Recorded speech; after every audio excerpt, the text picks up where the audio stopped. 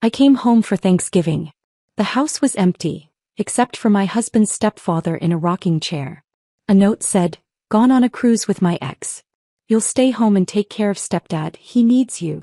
The stepfather opened one eye and said, "Shall we begin?" I nodded. 4 days later, my husband was begging. The note trembled in my fingers as the blood drained from my face. Gone on a Caribbean cruise with Hannah. Mom decided to come too since she needed a break. You'll stay home and take care of Victor, he needs you. Back Monday. Brady. I read it twice, certain there must be some mistake. The paper fluttered to the kitchen counter as my hand went numb. He's not coming back until Monday, is he? The raspy voice behind me made me jump. I turned to see Victor watching me from the doorway, leaning heavily on his cane but with eyes far too alert for the decrepit old man Brady had described. "No," I managed, my voice barely audible. "No one is. They've all gone on a cruise." Victor nodded slowly as if he'd expected this exact scenario. "Left you with the dirty work, didn't they?" Classic Brady move. I had arrived at the Mitchell family home just 30 minutes earlier, my car packed with gifts and ingredients for Thanksgiving dinner. The silent house should have been my first clue. No delicious aromas of roasting turkey, no football game blaring from the living room television, no cheerful greetings. Instead, I found only an unheated house and Brady's stepfather sitting alone in a rocking chair, looking at me with those uncomfortably perceptive blue eyes. "I don't understand," I said, sinking into a kitchen chair. "We've been planning this Thanksgiving dinner for months. His mother was supposed to host. Everyone was coming." I pulled out my phone and tried Brady's number again. Straight to voicemail, just like the previous 3 attempts. Victor shuffled to the refrigerator and pulled out a pitcher of water. "Been like this all week. Quiet as a tomb. They left Tuesday morning." He poured himself a glass with slightly shaking hands. "Didn't even stock the fridge properly. Hope you brought groceries." I hadn't. I'd brought cranberries, sweet potatoes, and my special apple pie ingredients. Contributions to what was supposed to be a family feast, not provisions for an abandoned holiday. My phone pinged with a notification. With a surge of hope thinking it might be Brady, I quickly checked it. Instead, it was an Instagram alert. Brady's sister had tagged him in a photo. With trembling fingers, I opened the app. The image knocked the wind from me.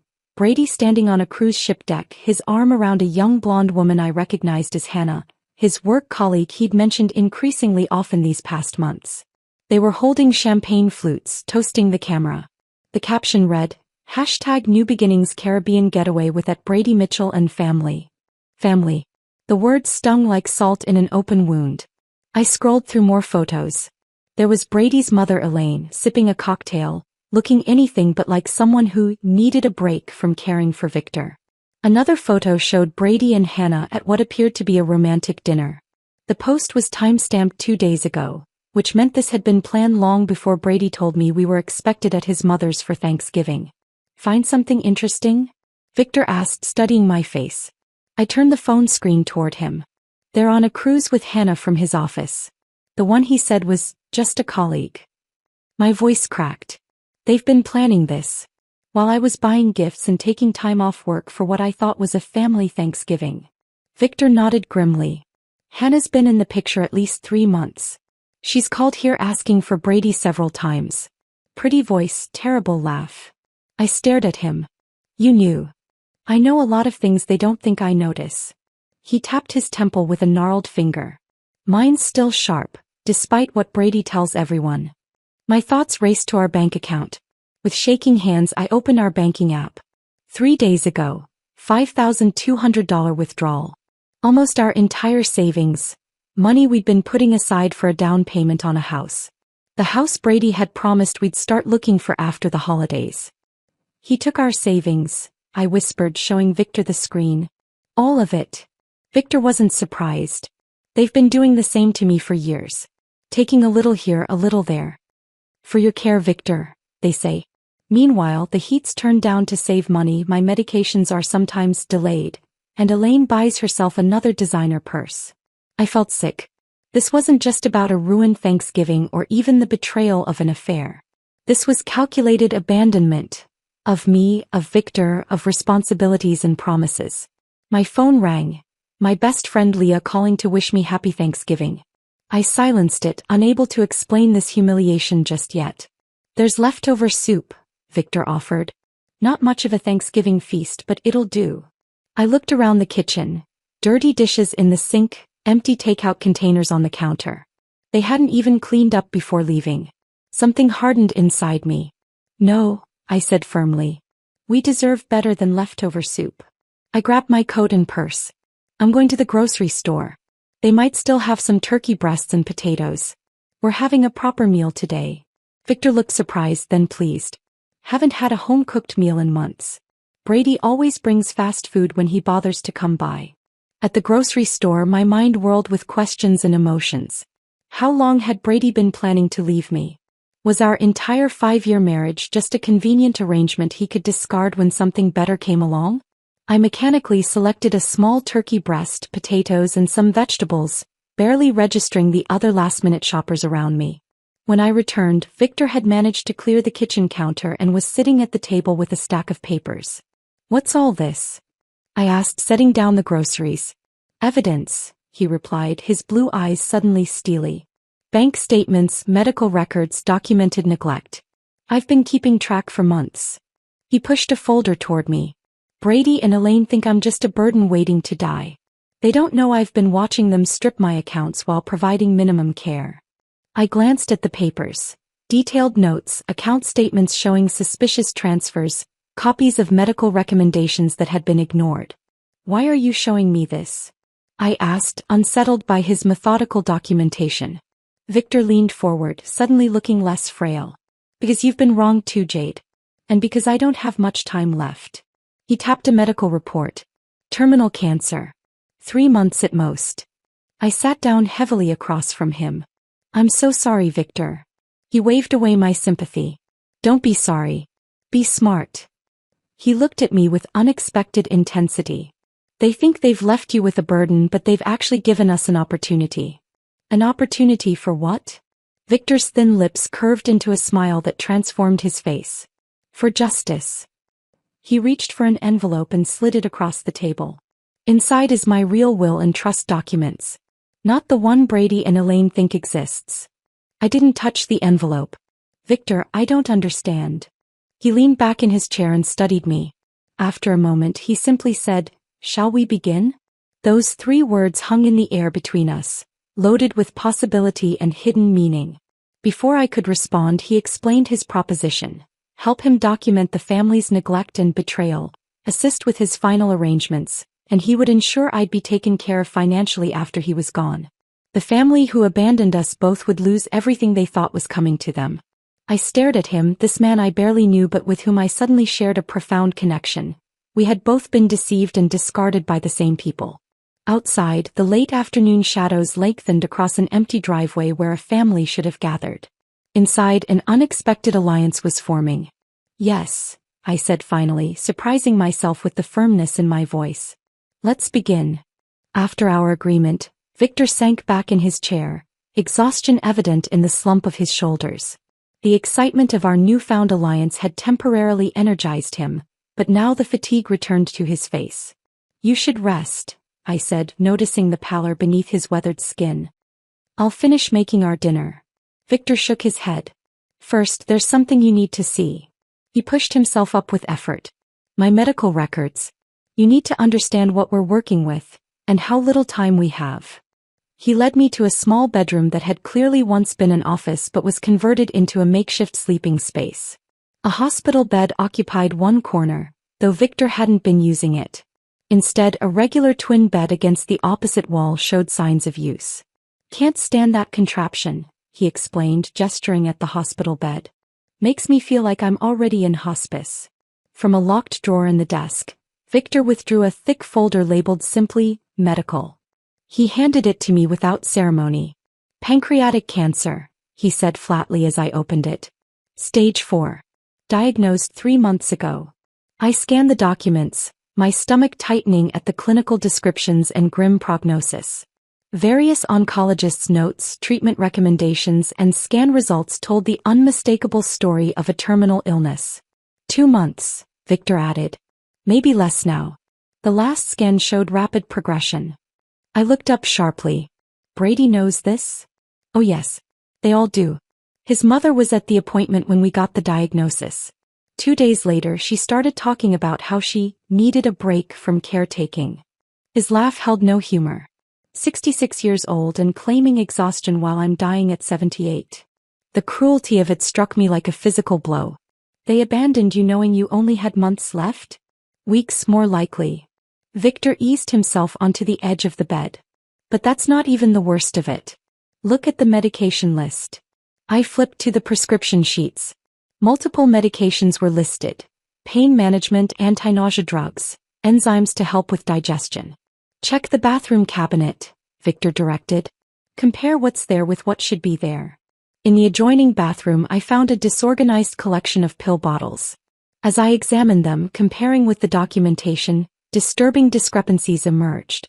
The powerful pain medication had been refilled twice according to the pharmacy labels, but the bottle was nearly full. The expensive enzyme supplements were only half full when they should have been almost untouched based on the refill date. They've been diluting them, Victor confirmed when I returned with the evidence. 1 pill instead of 2. Half doses of the pain medication. And those appointments for the palliative care specialist? Too expensive, Elaine said. My hands trembled with anger as I returned the documentation to its folder. That's not just neglect, Victor. That's abuse. It's what happens when people see you as an obstacle rather than a person. He pulled a small notebook from beneath his pillow and handed it to me. I've been keeping track. Times when medications were missed or reduced. Appointments canceled. Money that disappeared from my checking account for home care supplies that never materialized. The meticulous documentation stunned me. Pages of dates, times, specific incidents. Despite his illness, Victor's mind remained razor-sharp. Let me fix you something to eat, I said, needing a moment to process everything. You must be hungry. In the kitchen I found pitiful supplies. A few cans of soup, some stale bread, milk on the verge of spoiling. From my grocery run, I managed to put together a decent meal of roasted turkey breast, mashed potatoes and green beans. Not the Thanksgiving feast I'd planned, but far better than leftover soup. As we ate at the small kitchen table, Victor studied me. Tell me about your marriage, he said finally. When did you first notice Brady wasn't who you thought he was? The directness of the question caught me off guard. I poked at my food, considering how to answer. It was gradual, I admitted. When we first met, Brady was attentive, supportive of my graphic design work. I was building my client base, had my own small studio apartment, good friends. I paused, realizing how much had changed. After we married, he suggested I work from home to save on studio rent. Made sense financially, but then my equipment kept having issues. Computer problems, software glitches. Victor nodded knowingly. Isolation tactic. Exactly. Then came suggestions about which clients weren't worth my time, concerns about me being out late with friends. He'd check my phone, claiming he was just looking for a number. The patterns were so clear in hindsight.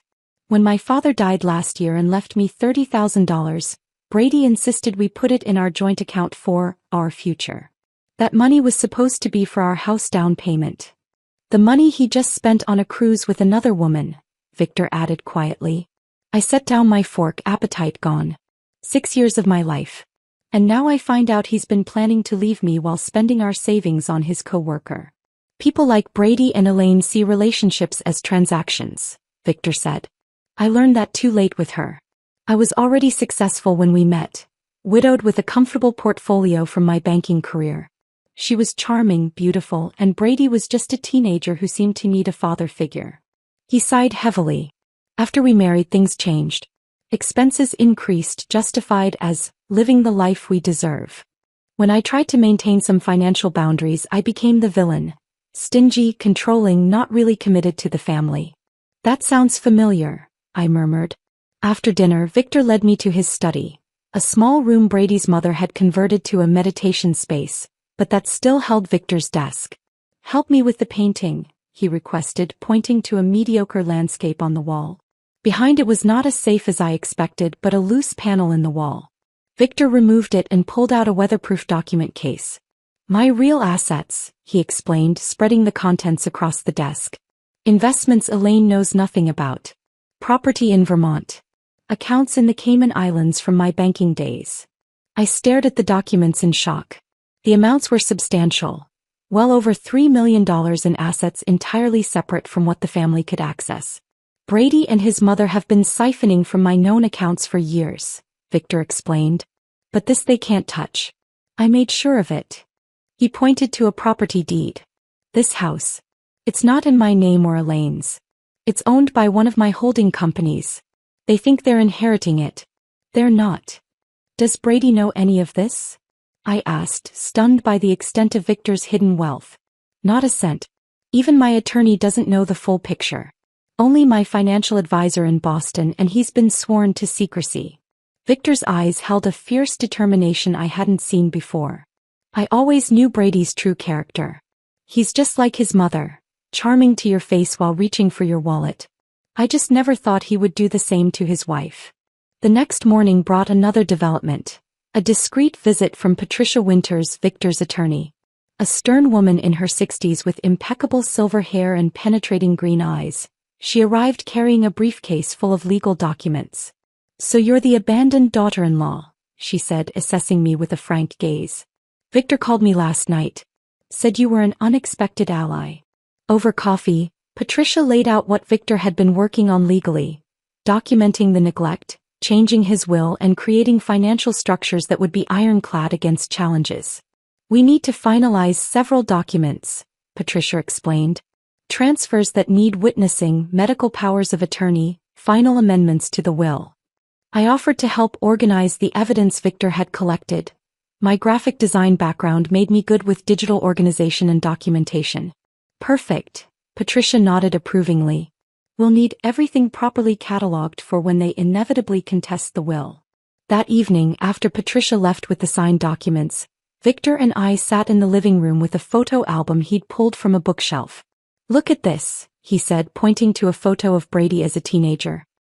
His mother behind him always whispering in his ear. He turned the page. "Here's Brady's father before the divorce. Notice how miserable he looks. Elaine did to him what Brady's doing to you."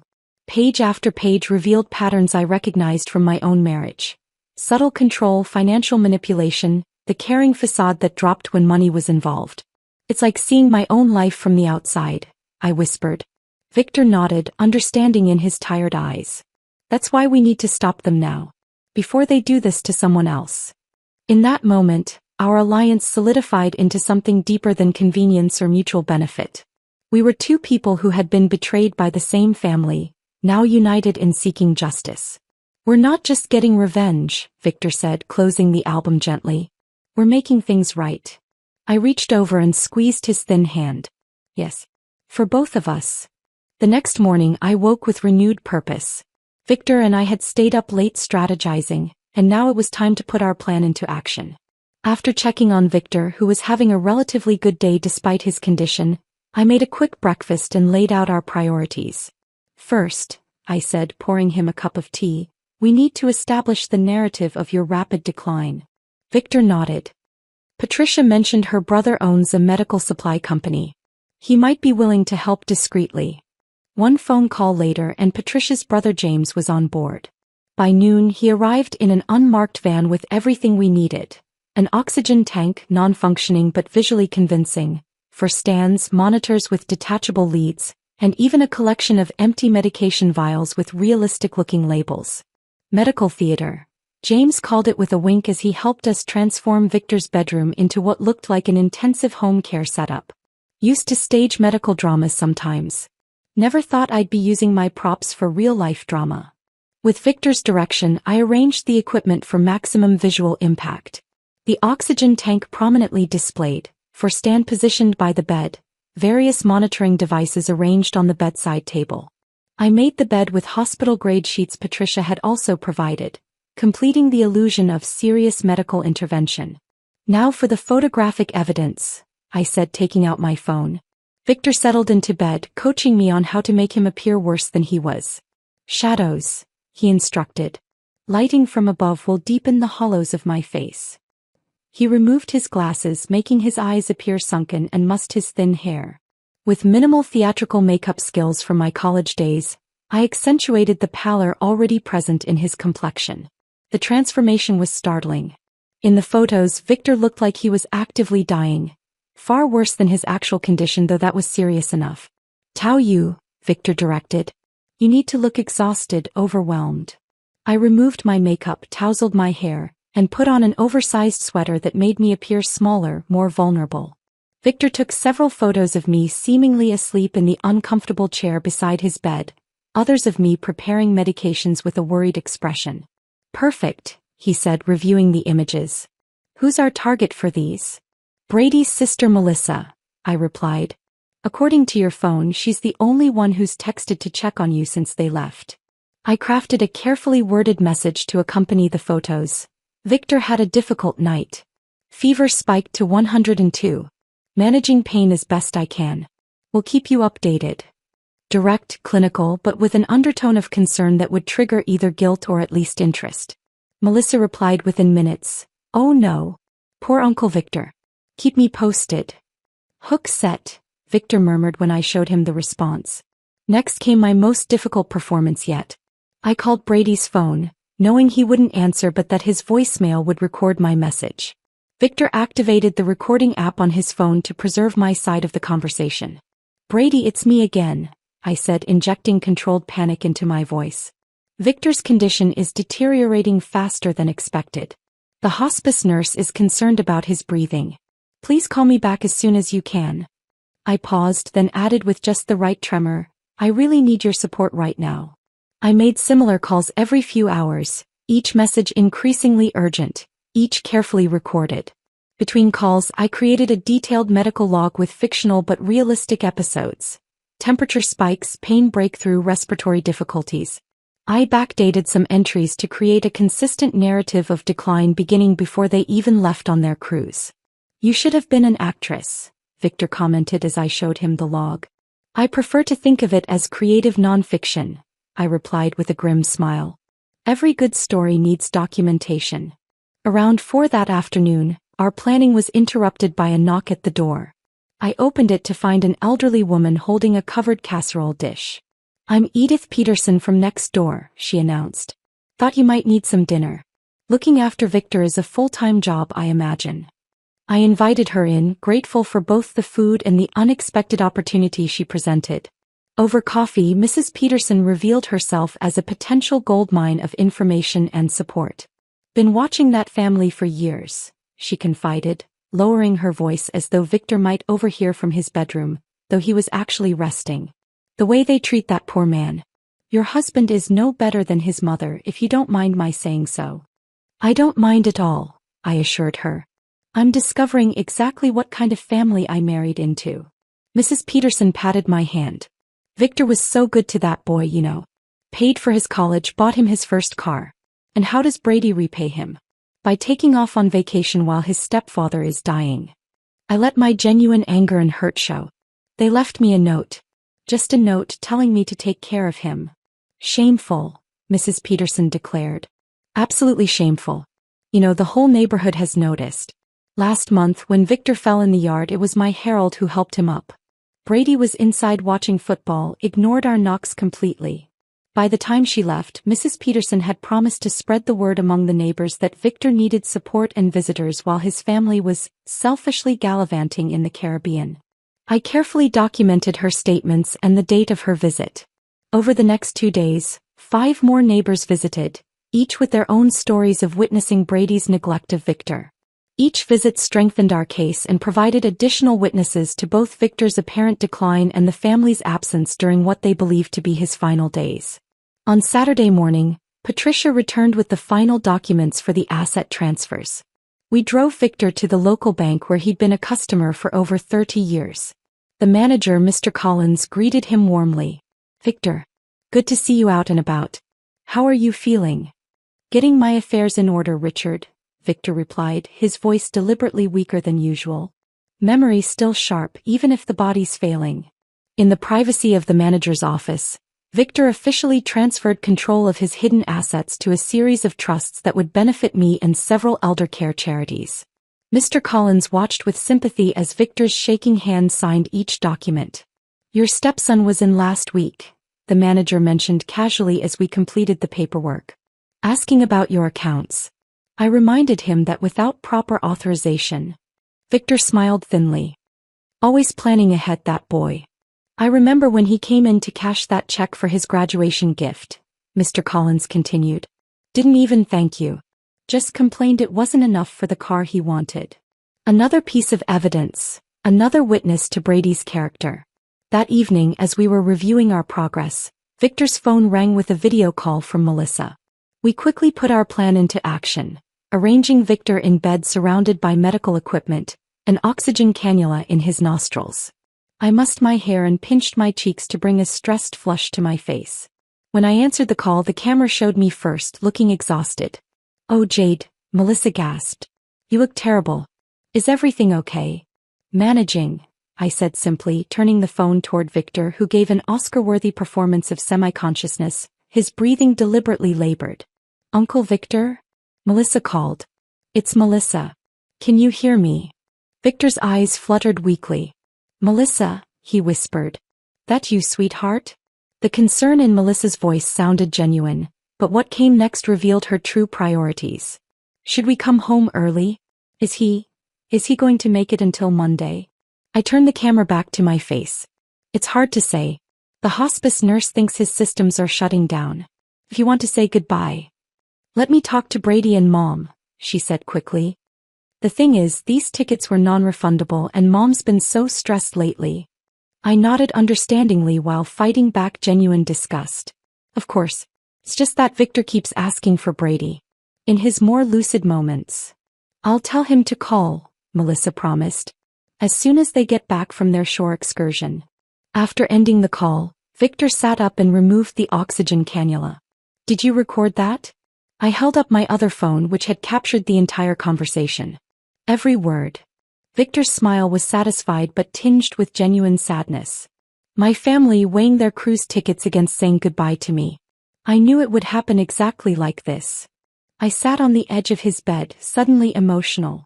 I'm sorry, Victor. He shook his head. Don't be. Their true colors needed to be revealed. He reached for my hand. You know what the strangest part is? These past few days with you, with someone who actually cares, have been better than months with them. We sat in companionable silence, contemplating what we had set in motion and the final steps yet to come. Our counterattack was fully underway, the trap nearly set. Now we just needed to spring it at precisely the right moment. Sunday morning dawned with a subtle shift in the atmosphere. As I brought Victor his morning tea, I noticed his hands trembling more than usual, a bluish tint around his lips that hadn't been there before. You don't have to pretend for me, I said softly, helping him sit up. You're really not feeling well today, are you? Victor's smile was thin but genuine. Ironic, isn't it? After all our play acting, the real thing sneaks up on us. I called the hospice nurse who had been making weekly visits before the family left. She promised to come by that afternoon but advised me on managing his comfort in the meantime. This wasn't acting anymore. Victor was actively declining and a rush of protectiveness swept over me. Our revenge scheme suddenly felt secondary to ensuring his comfort and dignity. What would you like for breakfast? I asked, trying to maintain normalcy. Peaches, he said, surprising me. Fresh peaches with cream. My late wife Martha used to prepare them every Sunday morning. The request sent me to 3 different grocery stores before finding decent peaches in November. When I returned and prepared them as he described, sliced into perfect crescents with a dollop of whipped cream, Victor's eyes misted over at the first bite. Just like she used to make, he whispered. No one's bothered to remember such things about me in years. Throughout the day, I found myself doing things not for our plan but simply for Victor's comfort. Adjusting his pillows, reading aloud from his dog-eared copy of Raymond Chandler's The Big Sleep, playing the classical music he mentioned enjoying. The genuine care that had developed between us over our short time together surprised me with its intensity. You know, Victor said during a lucid moment that afternoon, I haven't been treated with such kindness since Martha died 12 years ago. Strange how a stranger has shown me more compassion than my own family. The hospice nurse, Diane, arrived around 3. After examining Victor, she took me aside in the hallway. His organs are shutting down, she said gently. It's happening faster than we anticipated. I'd say he has hours, maybe a day at most. Though I'd known this was coming, the news hit me harder than expected. Should I call the family? I asked, suddenly uncertain about our elaborate plan. Dan shook her head. At this point it should be about his comfort, not theirs. If they've chosen not to be here. She left the rest unsaid. After she left, I sat beside Victor, who had overheard everything despite our hushed voices. Don't call them, he said firmly. They made their choice. But we do need to finalize some matters. He reached for my hand. Call Patricia. Tell her it's time for the final steps. Patricia arrived within the hour, bringing a notary named Thomas with her.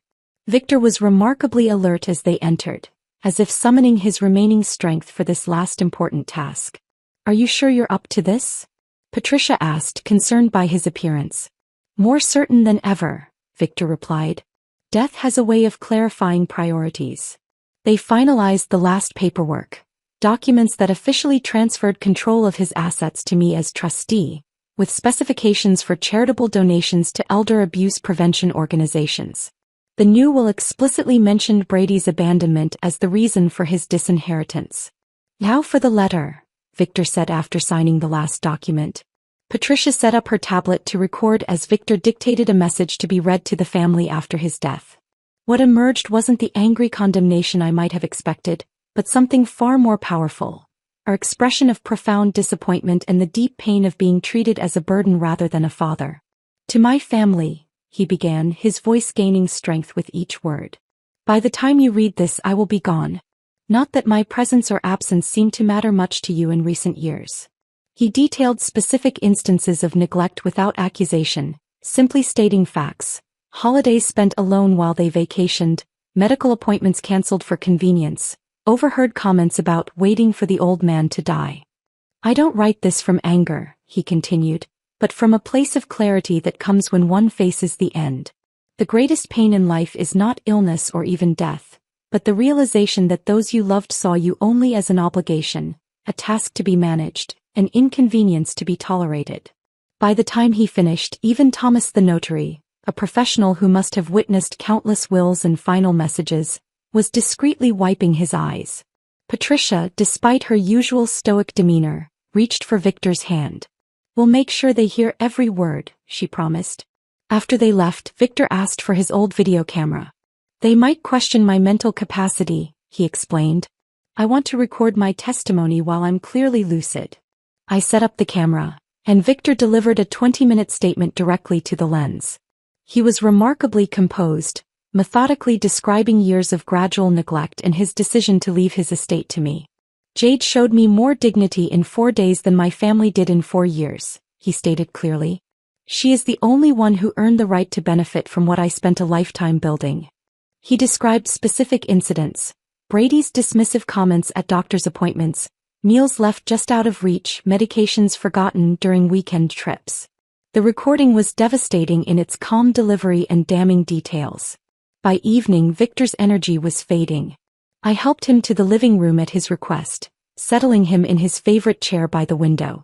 There's a bottle of port in my study, he said. Behind the economics textbooks. Martha and I were saving it for our 50th anniversary. I found the dusty bottle where he described and poured a small amount into 2 crystal glasses I discovered in a neglected cabinet. To justice, Victor said, raising his glass with effort. To dignity, I added.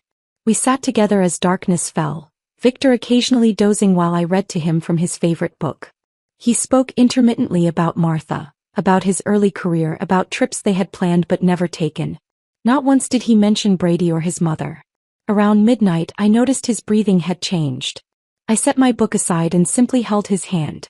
There was no drama, no last-minute revelations or deathbed confessions. Victor simply slipped away, his hand growing cool in mine as his breathing gradually stopped. For a long moment I sat motionless, tears streaming down my face. The man I'd known for only 4 days had somehow become important to me beyond our mutual desire for justice. In caring for him, I'd found a strength and clarity I didn't know I possessed. At dawn, I called Diane, the hospice nurse, who arrived promptly to confirm what I already knew. She seemed surprised by how peaceful Victor appeared. Many terminal patients show signs of distress, she commented. He looks like he simply fell asleep.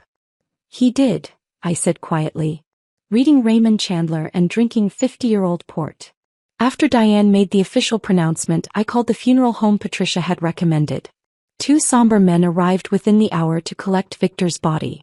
One of them knew Victor from community functions and expressed genuine condolences. He was a good man, he said. Always generous with the fundraisers. Once they left, the house felt suddenly empty.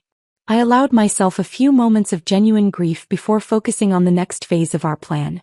Brady and his family would be returning the following day, expecting to find a dying man they could comfort in his final hours, thereby easing any guilt about their abandonment. Instead, they would find me, and the consequences of their actions. I placed Victor's letter in a cream-colored envelope and propped it against the family photo on the mantelpiece. A photo I now noticed showed Brady and his mother smiling broadly while Victor stood slightly apart.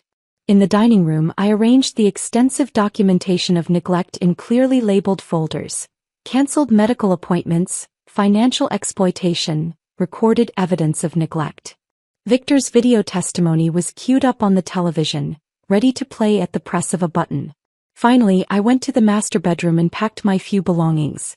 Beside my suitcase, I placed printouts of the cruise photos Brady and his family had posted throughout the week, creating a stark visual timeline that contrasted their poolside cocktails with Victor's documented decline.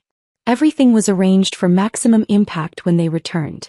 A carefully orchestrated revelation that would ensure they faced the full weight of their choices.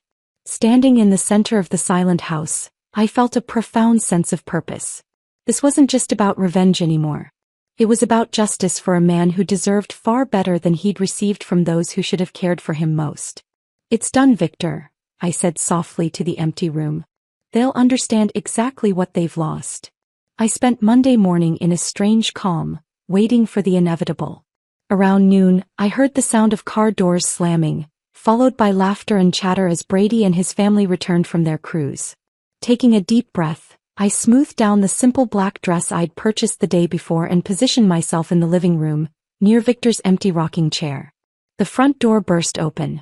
Brady entered first, his mother Elaine right behind him, followed by Melissa and Hannah, the colleague, who was clearly more than that.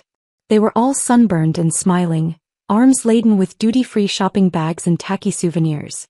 "Honey, we're home," Brady called out, his voice cheerful until he saw me standing there, my expression solemn. His smile faltered. "What's with the funeral getup?" Elaine pushed past him, dropping her designer handbag on the console table. "Where's Dad? Is he napping?" Her tone was casual, as if inquiring about a pet rather than her dying husband. "Victor passed away Saturday night," I said quietly. The shopping bags in Brady's hands dropped to the floor. Hannah, uncertain what to do, took a step back toward the door. "What do you mean, passed away?" Elaine demanded, as if I'd made a mistake in vocabulary. "He died peacefully in his sleep around midnight," I continued, maintaining my composure. "The funeral service was yesterday afternoon. Many of your neighbors attended, along with Victor's friends from his banking days. Quite a lovely turnout, actually." Brady's face cycled through shock, disbelief, and then, most tellingly, calculation. "You held the funeral without us? Without his family?" "His family was invited," I replied.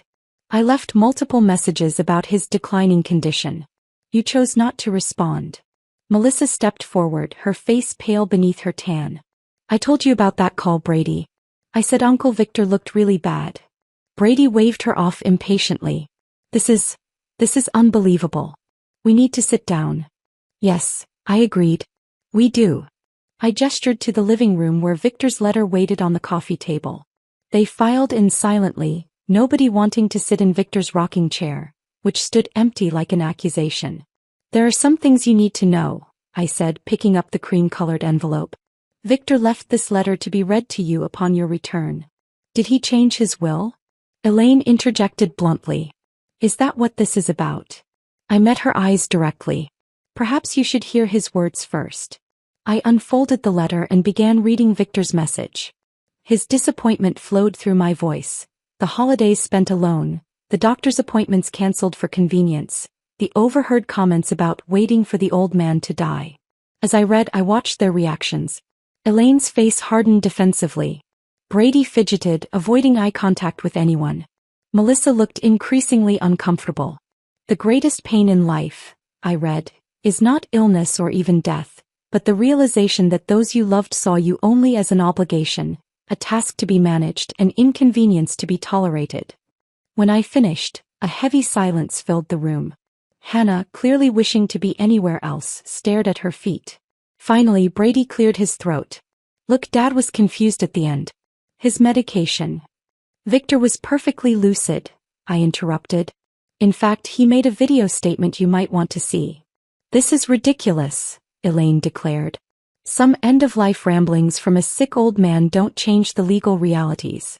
Brady is his next of kin and...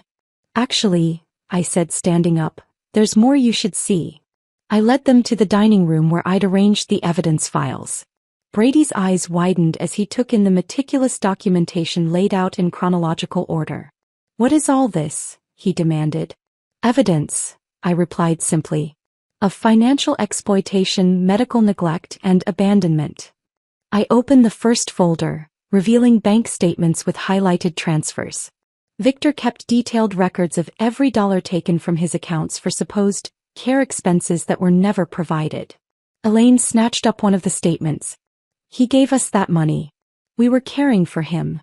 By leaving him alone for Thanksgiving with inadequate medication, no food in the refrigerator, and the heat turned down to 62 degrees?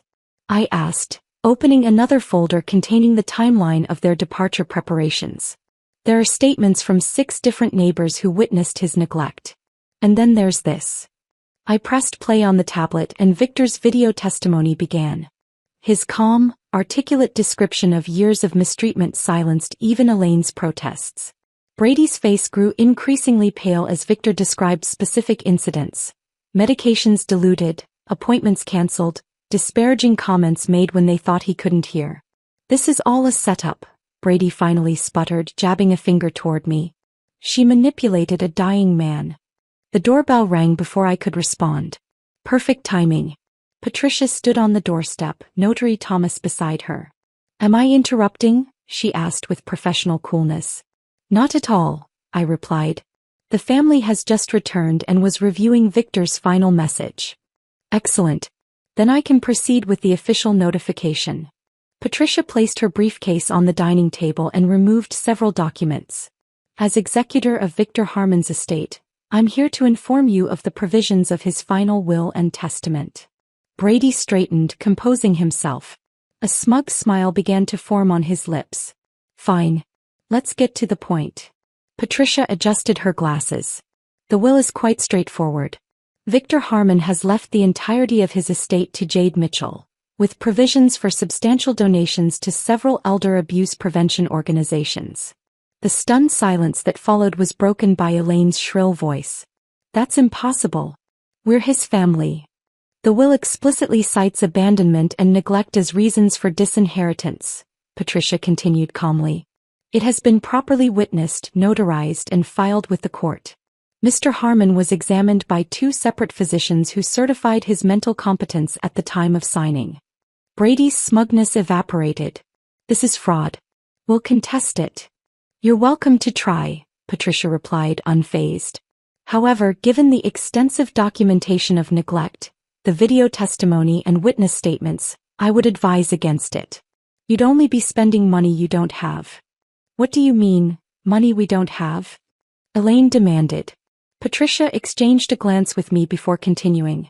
The properties you currently occupy, including your primary residence, belong to the Harmon Family Trust, which is now under Jade's control as trustee. Furthermore, the investment accounts you've been drawing from have been frozen pending audit for potential financial abuse. Brady's face drained of all color. That's not possible. The house is mine. Dad promised. Victor promised nothing, I interjected. You assumed. There's a difference. The implications were sinking in.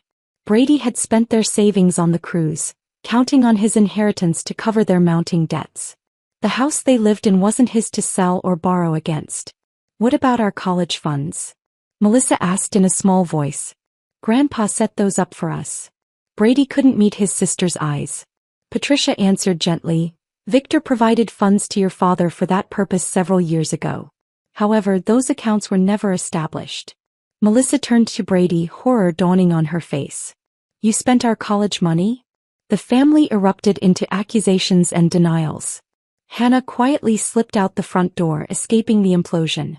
I let the chaos continue for a few minutes before stepping away to retrieve my suitcase from the bedroom.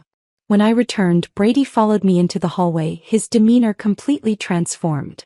"Jade, please," he begged, his voice breaking. "We can work this out. I made a mistake with Hannah. It didn't mean anything. We can start over. I'll change, I promise." I looked at this man I had once loved, seeing him clearly, perhaps for the first time.